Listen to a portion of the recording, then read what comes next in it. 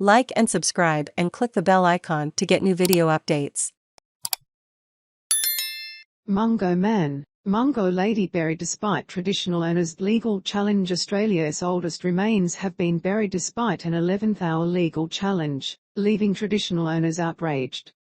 Legal action filed earlier in the week had seemingly delayed the proposed reinterring of Mungo Man, Mungo Lady and 106 other Indigenous skeletons. The 42,000-year-old remains of Mungo Man, Mungo Lady and 106 other Indigenous skeletons, which were removed in the 1960s and 1970s without the permission of traditional owners, were proposed to be reinterred at unmarked sites in the Willandra Lakes region of southwest New South Wales.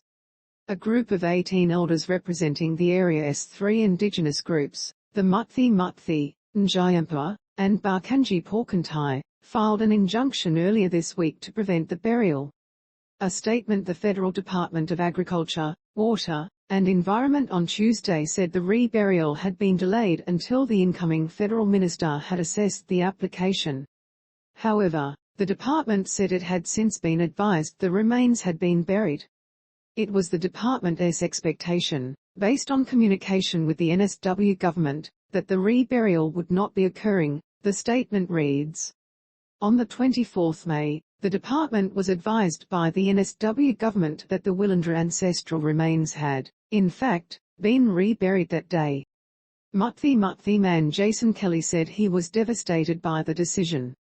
This is an outrage against our culture, our heritage, our history, our people, he said. We want to know how this has happened and who is responsible for this desecration. This is just so disrespectful on all fronts and goes against the wishes of hundreds of past and present elders who have pleaded for a culturally appropriate reburial for our ancestors. Mr. Kelly has called on the NSW Environment Minister James Griffin to investigate how the burial went ahead. He must find what the justification was for going ahead with these secret reburials in unknown locations and why it was done in defiance of our urgent court application, Mr. Kelly said. We call on the minister to tell us where the remains are now buried, so that we can provide Mungo Man and Mungo Lady with a culturally appropriate public memorial on country.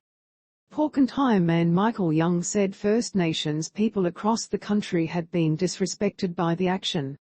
We are still getting our heritage destroyed at an alarming rate by organizations and now government officials, he said. It is a slap in the face of native title holders. Mr. Young said those responsible should be held accountable for the destruction. I think these people have done a criminal act against Indigenous people, he said.